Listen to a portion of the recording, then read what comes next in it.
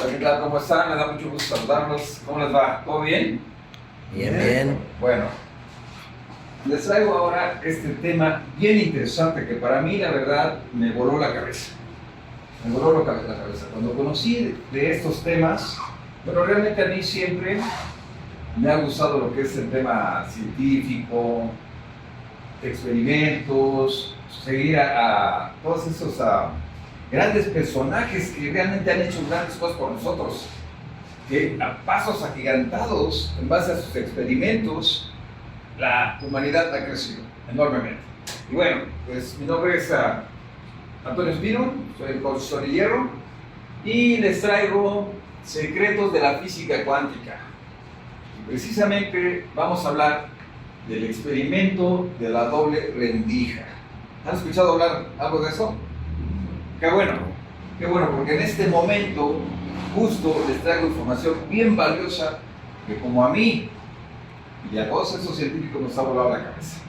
La verdad es que esto ha transformado la historia de la humanidad en todos los sentidos. Y bueno, pues vamos a avanzar con la otra diapositiva. Les voy a hablar principalmente de estos grandes personajes. Isaac Newton. Me imagino que se han escuchado de Isaac Newton en algún momento. Ok. Bueno, en esta época en la que él existió, junto con ese otro, Christian Huygens, en 1705, hubo todo un tema, se metieron a una especie de guerra, porque aquí eran tan buenos como uno como el otro, que querían tener como que cierta razón acerca de la luz, precisamente. Hablaban de la luz, y bueno, en base a eso, cada quien tenía sus teorías, sus hipótesis. Por ejemplo, Isaac Newton decía que la luz se comportaba como partículas, como pequeñas partículas. Y bueno, pues esa teoría la mantuvo por mucho tiempo. Y ya Christian Huygens, él al contrario de Isaac Newton decía que las partículas no eran partículas, eran ondas, que la luz se comportaba como onda. ¿Sí? Finalmente, estamos hablando de que la luz se comportaba como esas olas del mar. ¿Sí? O cuando ustedes avientan una piedrita a una laguna o a una alberca, ¿qué pasa, no? Cae la piedrita y se empiezan a formar ondas por todos lados. Entonces, eso era lo que decía ese señor. Y Isaac Newton no, él decía que era una especie de puntitos por todas partes, puntitos, lo cual era totalmente diferente a lo que eran las ondas. Y bueno, ¿qué hicieron? Durante cierto tiempo empezaron a hacer ciertos experimentos para comprobarlo. Y bueno, pues aquí el que tuvo más razón en cierto sentido fue Christian Huygens. Él mantuvo esa teoría porque hizo ciertos experimentos, pero todavía esos experimentos no estaban como que muy comprobados. Realmente no era algo así como que muy contundente. Entonces, como la ciencia va avanzando, y se van haciendo una serie de preguntas que se van respondiendo, pero conforme van respondiendo las preguntas surgen otras. Así es esto de la ciencia. Y bueno, vamos a seguir.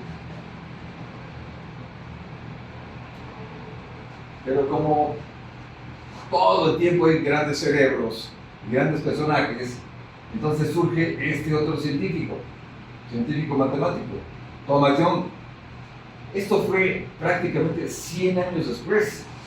La teoría de Huygens se mantuvo durante mucho tiempo, hasta que este señor retomó el experimento y dijo, en 1801 diseñó el experimento. Él fue el que dio un paso más acerca de todo esto, trajo esa teoría al siguiente nivel, porque no quedaban como que satisfechos. Todas las personas, científicos, intelectuales y grandes personajes de este tiempo se reunían para platicar de estos temas, no quedaban como que muy cortos, porque había muchas cosas ahí todavía al azar. Entonces este señor, Thomas Young, ¿qué hace? Retoma el experimento, pero él aquí lo hace como que ya más de otra forma. Empieza a buscar otras maneras de ser todavía más contundente para ver cómo demostrarlo de una forma más clara, para que no quedaran como que dudas. Obviamente esa teoría de las ondas se mantuvo durante todo ese tiempo. Entonces él dijo, vamos a tratar de terminar esta guerra. Ya, vamos a hacer lo posible para que esto quede claro y vamos a ver a quién le vamos a dar la razón. Porque como son una serie de preguntas y el universo así funciona, por todas partes hay secretos de la física cuántica, entonces este señor, ahorita les voy a mostrar más adelante cómo fue que llevó a cabo el experimento. Y luego vamos a ver quién es Max Planck, que también tuvo mucho que ver. Aquí estamos hablando ya de 4 científicos, 4 grandes científicos. Entonces, en base a toda la información que ya se tenía en ese momento, Edison y de Huygens, ese señor empezó a trabajar en otra cosa. Vamos a pasar aquí. Listo. Bueno, parece que no se alcanza muy bien, pero ahora voy a demostrar gráficamente cómo es que funciona el experimento de la doble rendija. Aquí es donde vamos a ver cómo realmente se comprobó si la luz eran partículas o si eran ondas. Porque fue todo un tema durante muchos años. Si se dan cuenta, desde 1700 hasta 1800 ya han pasado 100 años. Y todavía siguió eso sin concluir. Todavía siguieron muchas dudas, muchas respuestas sin responder. Entonces, ¿qué sucedió aquí? Este señor se le ocurre poner una lámpara, poner una rendija y proyectarlo sobre, así como está más o menos ahorita aquí el proyector, sobre una pared. ¿Qué hizo? Pues dijo, bueno, vamos a ver quién realmente tiene la razón y cómo es que funciona esto. Hizo esto. Vamos a suponer que el proyector es la lámpara. Él puso aquí una plaquita y le hizo una rendija. Y bueno, ¿qué pasaba aquí? La luz atravesaba la rendija y llegaba hacia allá, se proyectaba en la pared. Y bueno, pues ¿cómo se proyectaba? Al atravesar la luz aquí, se proyectaba en ondas. Definitivamente sí, eran ondas. ¿Cómo venían las ondas? Venían avanzando como si fuera una olita de mar. Y lo que se suponía que tenía que pasar aquí, y lo que decía Newton, sin ser comprobado todavía, es que si aquí la luz pasaba, se tenía que proyectar acá una raya. Esto era precisamente la teoría de este Newton, que al pasar en partícula tenía que formar una raya, ¿no? Eso es como que la cierta lógica. Pero cuando ese señor hizo el experimento, lo hizo con una nada más y sí sucedió, pero después lo hizo con 2, y de aquí viene el nombre de la doble rendija. Lo hizo con 2 rendijas. Entonces cuando pasó la luz, ¿qué sucedió? Sí pasó en forma de onda, ya no pasó como rayo láser, vamos a pensar como un rayo láser, ¿no? Ya pasó como una onda, como las olas del mar. Entonces, cuando las olitas venían así de luz, ¿qué pasaba? Formaban varias líneas, 1, 2, 3, 4, 5, formaban muchas líneas. Entonces ahí es donde entró, donde había la confusión, donde no quedaba muy claro cómo se proyectaba la luz, o se proyectaba de una forma recta, como pedían las 2 rendijas, o se proyectaba en olas o en onditas. ¿Qué creen ustedes que pasaba en grandes rasgos? Ahorita que ya ustedes más o menos tienen una idea de lo que estamos hablando, ¿qué consideran? Denme su opinión. Ellos tenían sus maneras de pensar, obviamente, y sabían por qué tenían esas bases. Pero aquí a ustedes les pregunto, ¿qué se te ocurre que pasaba aquí, mi hermano? Cuando la luz se proyectaba en la doble rendija, y de repente se proyectaba recta, en 2, que era como que la cierta lógica, y de repente se proyectaban muchos, y llegaba como una onda. Podría repetir para que más o menos tengan una idea. ¿Por qué se les ocurre que pasaba?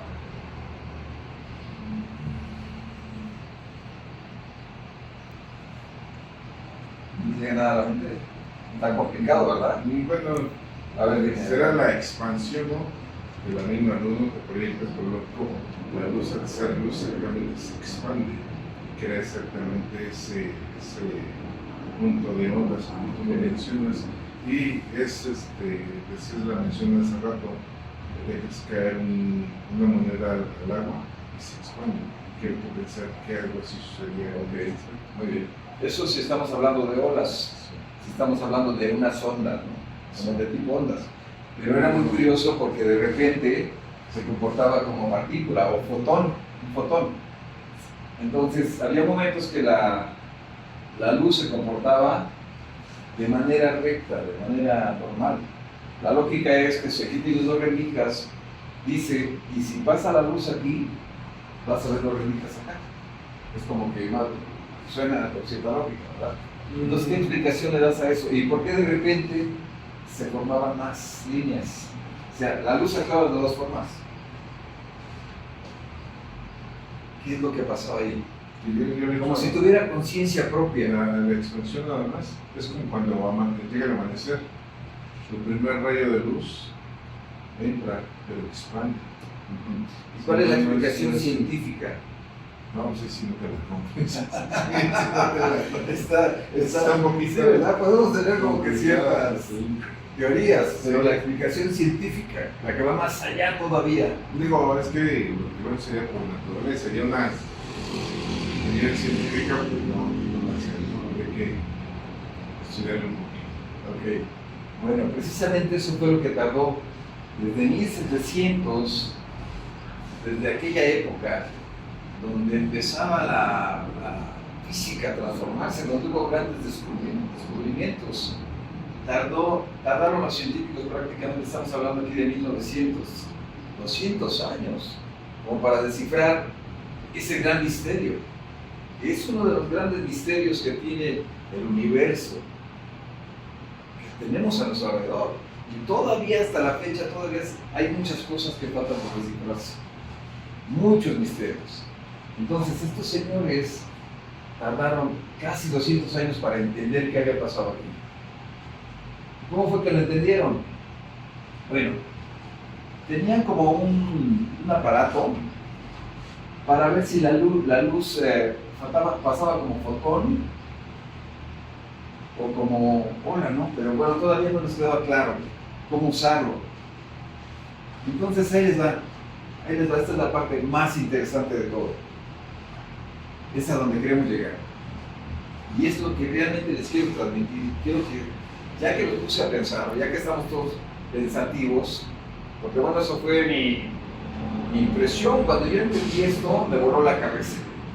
Y entonces vamos a descubrir, vamos a ver qué es lo que realmente pasó y cómo lo hicieron.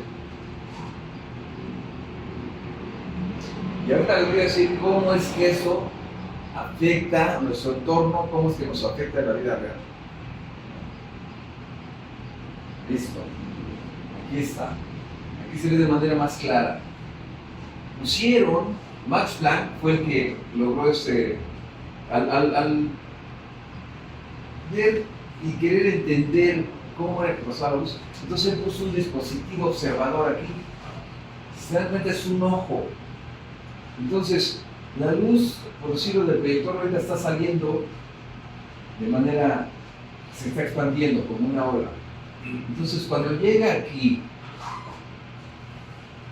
y hay un observador, en este caso yo no sé qué dispositivo hayan utilizado, o sea, una cámara o algo, pero algo que estaba observando, un observador, la luz cuando se observaba ya pasaba acá de manera de partícula. Ya no se convertía, sin observador, la luz atraviesa todo esto y pasa como una especie de ola.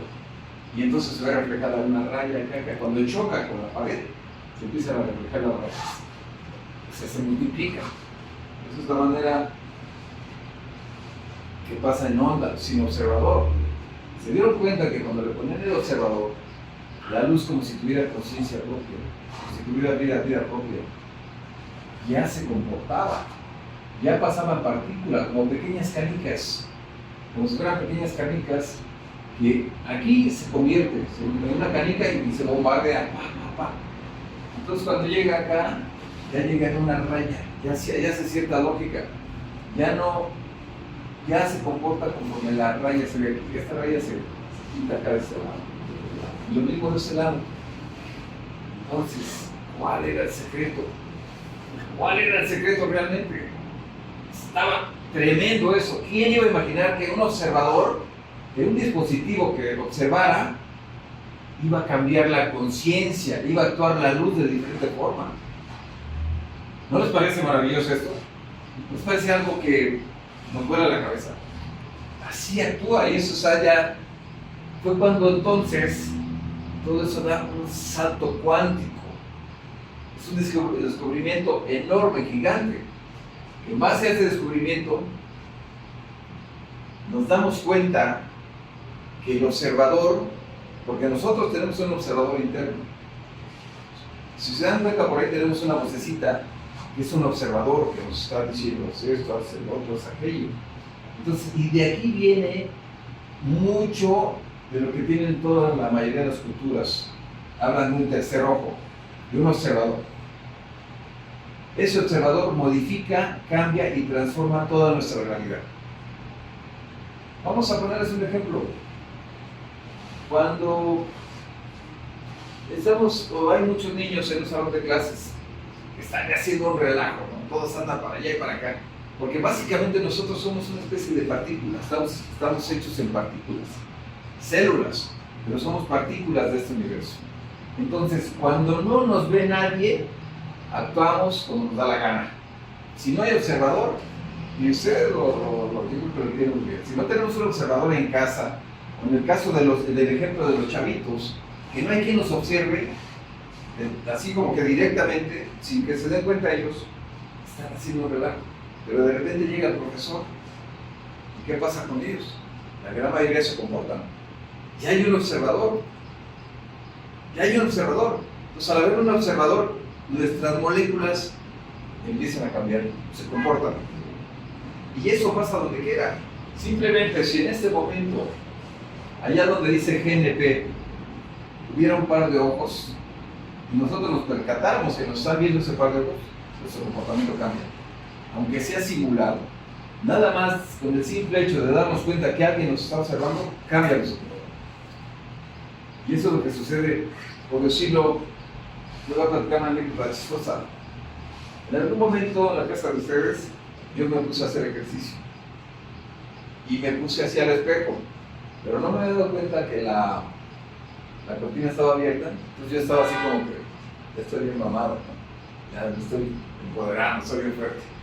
Cuando de repente volteo y veo a dos de mis amigos de aquel lado viéndome, porque estaba la ventana abierta, pues imagínense, no sabía ni qué hacer, yo estaba así como ya me dieron en la torre, ¿no?